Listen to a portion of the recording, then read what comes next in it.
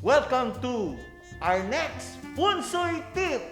Ito po ang inyong no-nonsense Punsoy advisor, si Punsoy Master Aldrich, na inyong abang tagapanglingkod na pambansang Punsoy mula Apari, muntik na hanggang Hulo. May abo sayak eh. Okay? So, andyan na po tayo sa ating topic ngayon. Ano ang pwedeng ihandang prutas kasama sa mga pagkaing masiswerte, no? Ang mga prutas na pampayaman, nabanggit natin, Pakyu fruits. Alam niyo ho kasi, nababasa ko yung mga nakasulat sa noon nyo, parang electronic billboard sa EDSA. Habang nanonood kayo ay umiilaw na parang Christmas lights, nakasulat, paano kaya ako yayaman on you? Yan din po ang tanong sa mga seminar sa akin, na tinagurian ko ng acronym nun, PACU.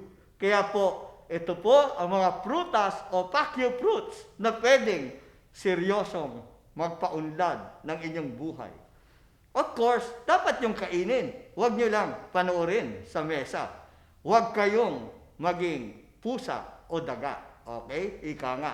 So, ito po ang mga pampayaman na prutas. Alam mo, ang symbol po, pagdating sa prutas, lalo na sa China, ay ang kulay ginto.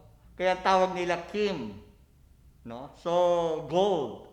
Ang kulay gold sa kanila, yung mga kyat-kyat, yung nakikita natin ngayon sa bangketa, nakasabit, binibenta, yung maliliit na parang kalamansing pongkan. Of course, yung pongkan, yung malalaki, no?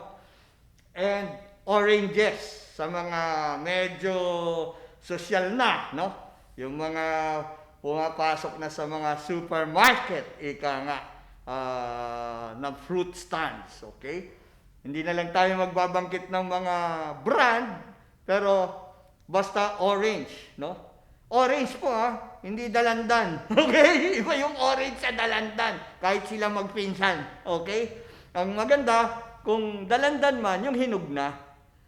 Okay. Pagdating po sa prutas, ang kailangan na ihanda nyo, matatamis. Never yung sour or bitter fruits. Kung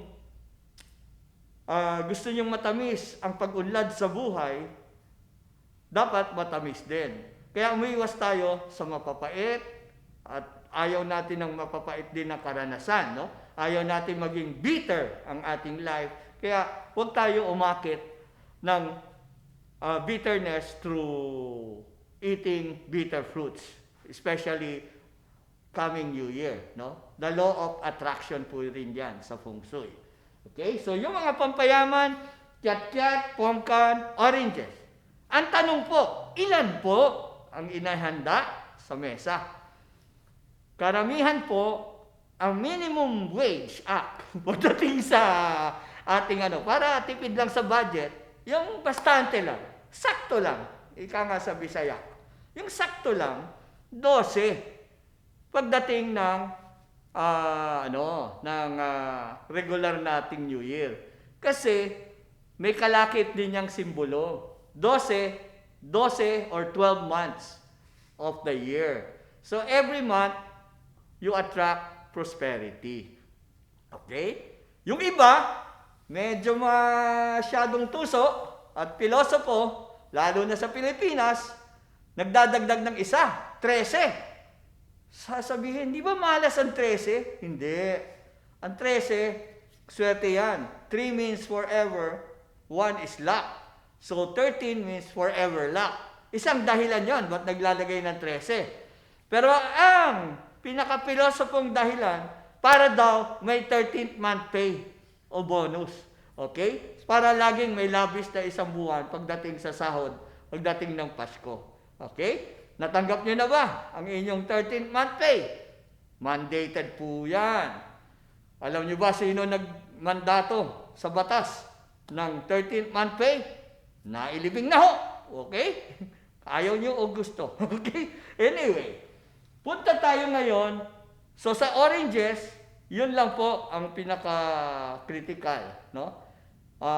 Sa mga ritual, pagdating sa bagong taon, Chinese New Year man o Western, tatalakayin natin yan sa susunod na kabanata ng ating Feng Shui tips or Pacquiao tips. Okay?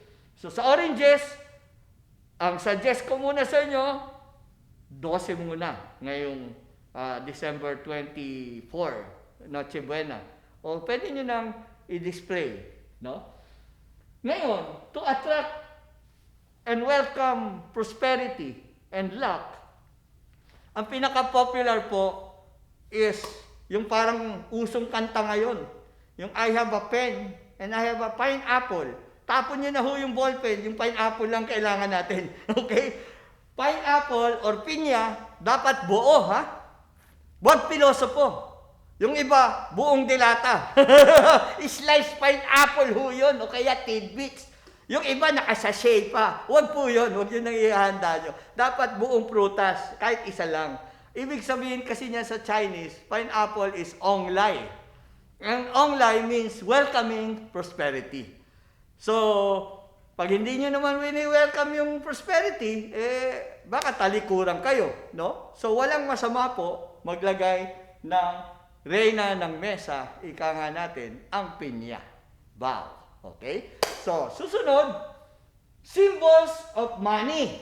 Ito na yung, kung gusto nyo ng kasaganahan, anything bilog po, basta matamis na prutas, huwag po kayo magpapaniwala sa mga nagpupunsoy-punsoy dyan na sinasabi masama yung may mga maitim na buto, maraming buto, lalo na papaya o bayabas, o may buto ba singkamas?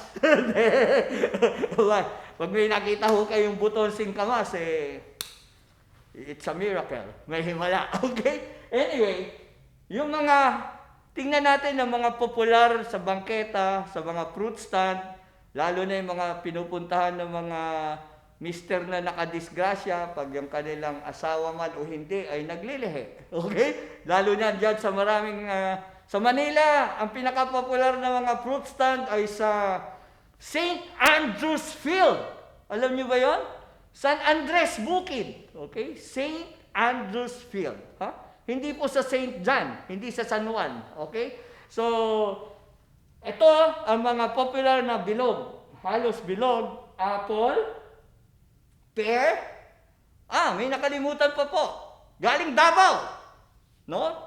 Papunta, palabas ng Davao, tumingin kayo sa buhangin, sakali dyan, pomelo, no? Yung pomelo and pear, simbolo po yan ng good health and long life. Okay? Kaya magandang ihanda din yan. At meron din mangosteen, rambutan, honeydew, of course, grapes, walang kamatayang grapes. Okay? At saka guava, at round papaya. Huwag ho kayong maghahanda ng papayang pahaba. Okay? Dapat yung bilog na papaya. Kasi kung pahaba, hindi na siya symbol of money. Okay? Kung makakita kayong babaeng may papaya, piliin nyo yung bilog, yung titinda na babae, papaya. Okay? So, depende kung bentahan niya kayo, kung papayag siya. Okay? So, yung lansones, bilog-bilog, swerte din yan. Kaya lang, ang rule, sa lahat ng prutas na nabanggit natin, dapat hindi sour. Tikman niyo muna, kaya nagpapasample yung tindero. Para alam yung matamis. No? Wag na wag yung maasim. Okay? Pwede lang yung maasim kung matrix ka na. Alam niyo ba ibig sabihin ng matrix? Matrona. At gusto niyong magpaka-legend. Alam niyo ba ibig sabihin magpaka-legend? Yung gusto pang magpaka-matcha. Ano yung magpaka-matcha? Yung may asim pa. Hindi kumain ka ng maasim. Okay? Pati pawis mo maasim. Parang shawarma yan. Okay? Okay. So, meron ding handa watermelon. No? Ang pinaka-popular na handa, lalo na Chinese New Year, 8 pakwan. Kahit gaano kalaki yan. No? Kahit anong kulay. May buto o wala. May seedless na pakwan, alam nyo ba yon? Kaya bihira na rin ngayon may nagtitinda ng butong pakwan. Okay, kasi seedless na. Okay? Pero, natanong nyo ba, paano pinapatanim yung seedless pakwan? Hindi na natin topic yan. Okay? So, doon tayo sa watermelon saka longgan. Pero ang watermelon at longgan ay sikreto rin po sa mga gusto magkaanak. Lalo na yung medyo 7 years na, hirap pa magkaanak, kumain lang po kayo ng watermelon o longgan, it will attract baby. At alam nyo ba, may sikreto ang watermelon?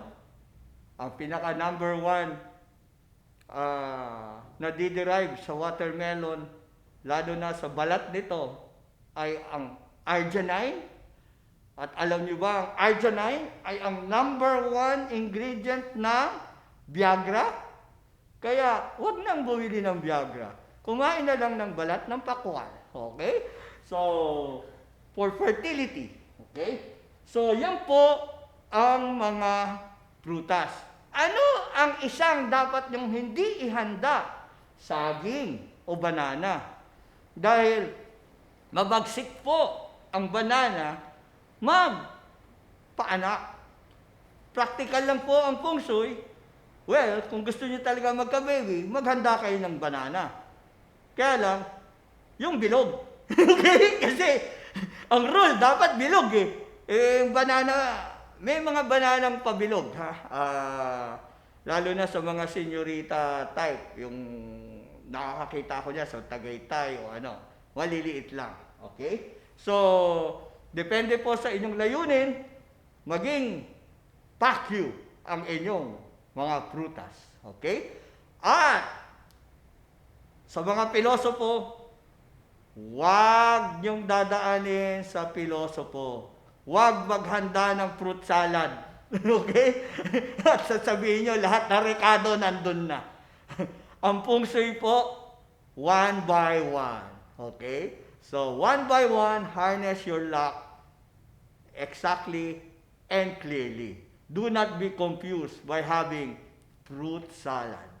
Ito po ang inyong abang lingkod, Master Aldrich, nagpapaalam hanggang sa muli. No nonsense feng shui mula Apare, muntik na sa hulo.